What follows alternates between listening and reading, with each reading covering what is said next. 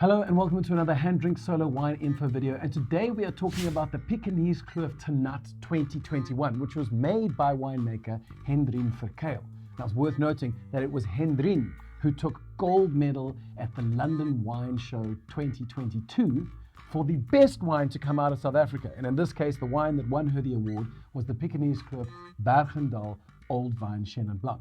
But HENDRIEN has also garnered more than a few medals for her work with the Tannat cultivar, and that is what we are exploring today.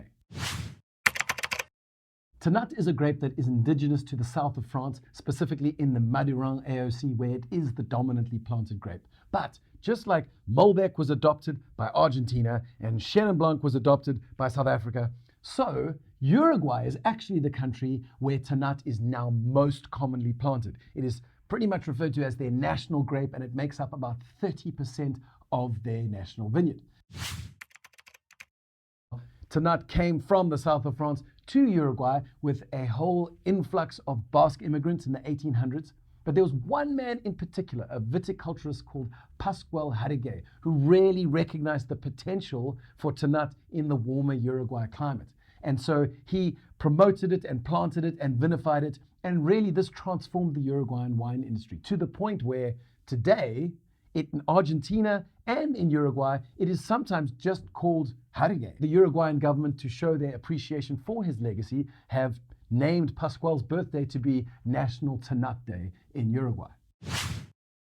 In South Africa, we only have about 100 hectares of the grape, as opposed to the almost 1,600 hectares in Uruguay. And most of South Africa's Tannat, in fact 70% of it, is found in hot, dry regions like Paarl or the Swartland. Because while Tannat does indeed have the big tannic structure of a grape like Cabernet Sauvignon, it also ripens quite a bit more quickly than Cabernet Sauvignon, which makes it far more drought resistant. And this in part explains why Paarl and the Swartland love Tannat so much.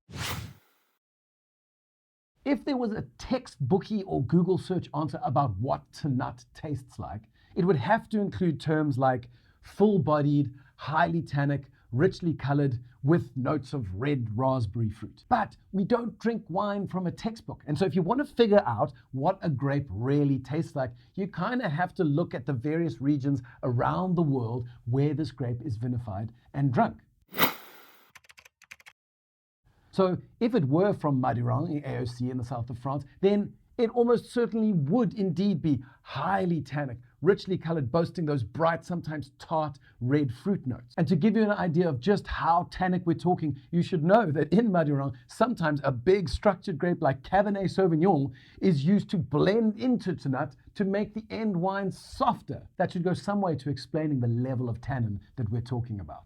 Of course, the reason that Tannat became so popular in Uruguay is because the warmer climate allows for richer, plusher fruit to develop, but also delivers softer tannins without losing the inky, dense color and rich mouthfeel that you might get from the French Tannats. The warmer Uruguayan climate also sees the nature of the fruit shift a little from those bright red raspberry tones through to richer, riper black plum. And then, in the New World, these wines are also often matured in oak. So along with the rich, ripe black fruit, you have these complementary notes of licorice and cardamom and vanilla and dark chocolate. Some slightly less prolific New World territories like California and South Africa are still trying to figure out what Tannat should taste like.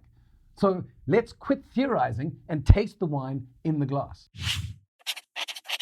When we give this wine a sniff, we can see that the gods of wine theory are really smiling upon us, because those categories that we predicted of rich New World fruit and sweet oak spice are there in full force. The fruit element is mostly ripe blackberries and black sugar plum, and then the oak elements have a combination of vanilla and aniseed, and then this delicious sort of blackberry pie crust. And I guess pie crust really is just a combo of vanilla and toast and cinnamon. Now, when we take a sip, well, if this was a blind tasting, the one thing we know for sure is that this wine is not French. The fruit is really quite generous, and it's definitely more in the black fruit zone. As I said, we smelt black plum, blackberries, and perhaps even some stewed fruit, prunes perhaps. Also, the tannins of the wine are really quite firm, but they're not harsh or abrasive. And the cool thing for me is that while the fruit really is big and rich and ripe and dense, the wine doesn't get flabby, because there's a really interesting tart, quite juicy rhubarb note that balances out the heavier, sweeter fruit. And then on the tail, you do begin to sense that the oak is starting to speak louder than the fruit. And at the finish, there are some of those oak spice notes that we spoke about. But in a more pronounced fashion, there's an almost bitter licorice note right to the end that really pushes through even as the fruit fades. Okay, so that's all we have time for today, but if you enjoyed the video, then consider supporting us on Patreon and also subscribe to the HanDrinksSolo YouTube channel where we publish at least 6 videos each month talking about wine science, wine history, unusual cultivars, and some of the rising winemaking stars that are coming out of the unique South African wine.